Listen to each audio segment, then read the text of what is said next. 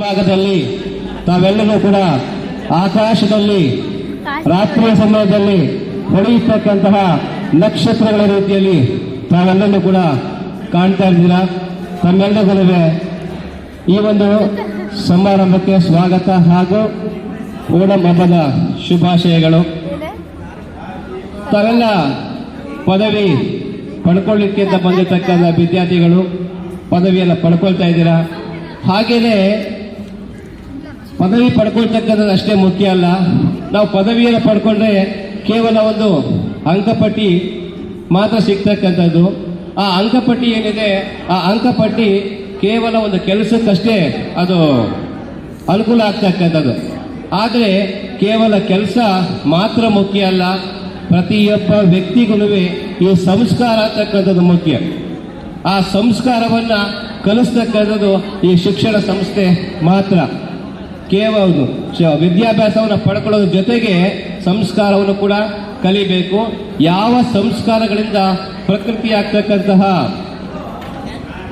ಮಗು ಸುಸಂಸ್ಕೃತ ವ್ಯಕ್ತಿಯಾಗಿ ಸಜ್ಜನ ವ್ಯಕ್ತಿಯಾಗಿ ಸುಸಂಸ್ಕೃತ ವ್ಯಕ್ತಿಯಾಗಿ ಸಜ್ಜನ ವ್ಯಕ್ತಿಯಾಗಿ ನಿಂತ್ಕೊಳ್ತಾನೋ ಆ ಸಂಸ್ಕಾರನೇ ಶಿಕ್ಷಣ ಅಂತಕ್ಕಂತಹ ಮಾತನ್ನ ಸ್ವಾಮಿ ವಿವೇಕಾನಂದ ಅವರು ಒಂದು ಕಡೆ ಹೇಳ್ತಾರೆ.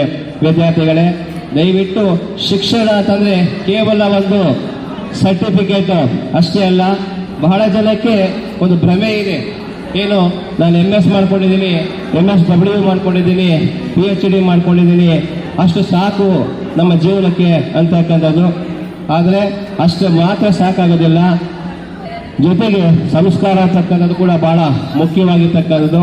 ಒಂದು ಸಣ್ಣ ಕತೆ. ಒಬ್ಬ ಸರ್ಕಾರಿ ಶಾಲೆಯ ಶಿಕ್ಷಕ, ಆತನಿಗೆ ಒಬ್ಬನೇ ಮಗ. ಆ ಮಗ PhDಯನ್ನು ಮಾಡಿರ್ತಾನೆ.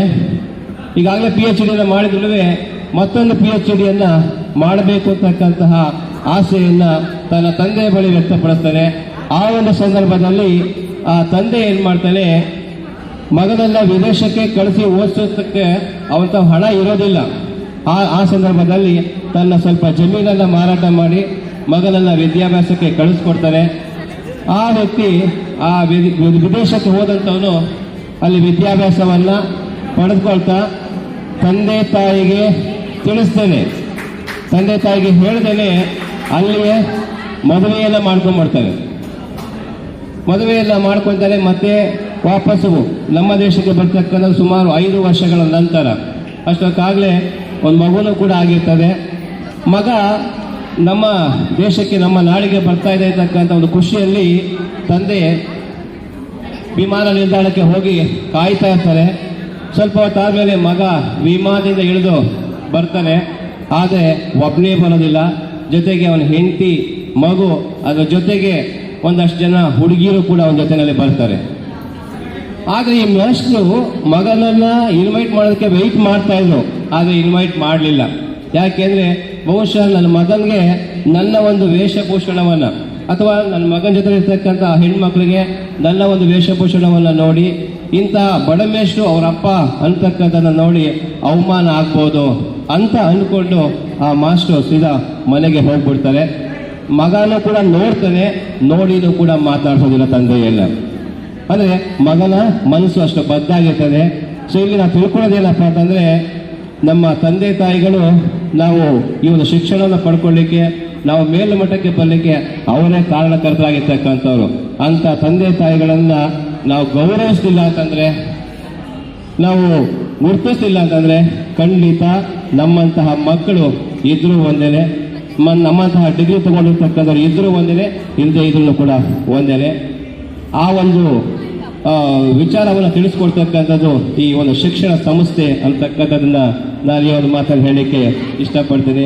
ಹಾಗೆಯೇ ಮತ್ತೊಂದು ವಿಚಾರ, ಬಸವಣ್ಣ ಅವರ ಹೆಸರು ತಮಗೆಲ್ಲರಿಗೂ ಕೂಡ ಗೊತ್ತೇ ಇದೆ. ಬಸವಣ್ಣನವರು ಕಾಯಕದ ಮಹತ್ವವನ್ನು ಹೇಳಿದರು.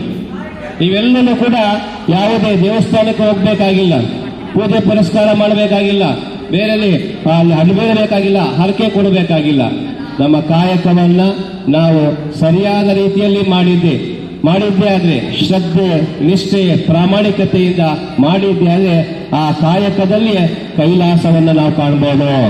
ಆ ಭಗವಂತನನ್ನು ನಾವು ಕಾಣಲಿಕ್ಕೆ ಸಾಧ್ಯ ಇದೆ ಅನ್ನೋ ಮಾತನ್ನು ಕೂಡ 12ನೇ ಶತಮಾನದಲ್ಲಿ ಬಸವಣ್ಣವರು ಹೇಳಿದರು. ನಾನು ಯಾಕೆ ಈ ಮಾತನ್ನು ಹೇಳಿದೆ ಅಂದರೆ, ನಮ್ಮ ಕಾಯಕ ಏನಿದೆ, ನಮ್ಮ ಕಾಯಕವನ್ನು ನಾವು ಪ್ರಾಮಾಣಿಕತೆಯಿಂದ ಮಾಡಬೇಕು.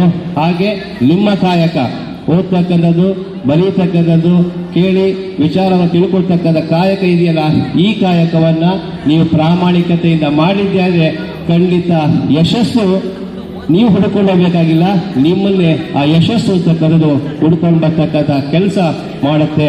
ಆ ಕೆಲಸ ತಾವು ಮಾಡ್ತೀರಾ ಅಂತಕ್ಕಂಥ ಮಾತನ್ನ ಈ ಒಂದು ಸಂದರ್ಭದಲ್ಲಿ ಹೇಳ್ತಾ, ಈ ವೇದಿಕೆಯ ಮೇಲೆ ಒಂದೆರಡು ಮಾತನಾಡಲಿಕ್ಕೆ ಅವಕಾಶ ಮಾಡಿಕೊಟ್ಟಂತಹ ನಮ್ಮ ಕಾಲೇಜಿನ ಪ್ರಾಂಶುಪಾಲರಿಗೂ ಹಾಗೂ ತಮ್ಮೆಲ್ಲರಿಗೂ ವಂದಿಸಿ ನನ್ನ ಈ 2 ಮಾತುಗಳನ್ನು ಮುಗಿಸ್ತಾ ಇದ್ದೇನೆ.